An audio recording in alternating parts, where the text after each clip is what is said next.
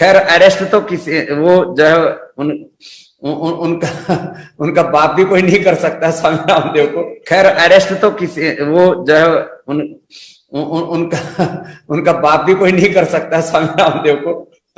लेकिन एक शोर मचा रहे हैं कि quick arrest Swami Ramdev, quick arrest Swami Ramdev. कभी कुछ चलाते हैं, कभी कुछ चलाते हैं, कभी ठग रामदेव, कभी महाठग रामदेव, कभी जो है कभी गिरफ्तार रामदेव। अब चलाते रहते, चलाने दो। तुम अपने लोगों को भी थोड़ा सा बीच बीच में अब ये प्रैक्टिस हो गई है ट्रेंड चलाने की। और आप अरेस्ट तो उनका बाप भी कोई नहीं कर सकता स्वामी रामदेव को। रोक के दिखाए जिसकी बम में है दम, बम में है दम। अरेस्ट तो उनका बाप भी कोई नहीं कर सकता। बमुश्किल 10 सेकंड का बयान है, लेकिन यह औकात बताता है कि भारत में न्याय और कानून किस कदर इस बाबा के चरणों में साष्टांग पड़ा हुआ है। अन्यथा एक बाबा की क्या औकात कि देश की सबसे ताकतवर लोकतंत्र के मुखिया प्रधानमंत्री मोदी की सरकार को इस कदर चुनौती। लेकिन चुनौती तो दे रहा है बाबा।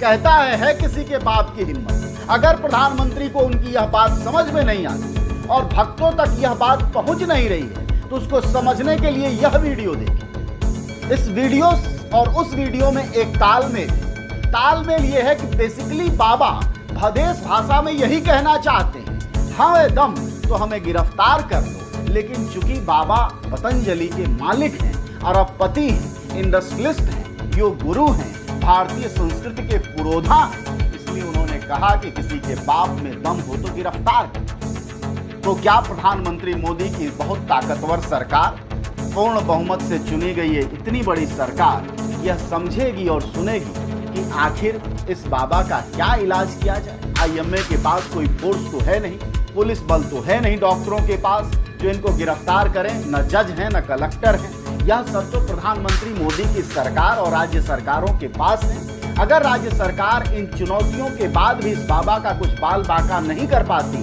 तो जाहिर तौर पर इस देश में बहुत साफ हो जाएगा कि आने वाले दिनों में कानून और व्यवस्था उन सब के पसंगे पर है, उन सब के चरणों में जो इस सरकार को किसी न किसी रूप में फंड देते हैं या फिर किसी न किसी रूप में सरकार के समर्थन में खड़े हैं और उन पर यह सरकार आंख मूंदे पड़ी।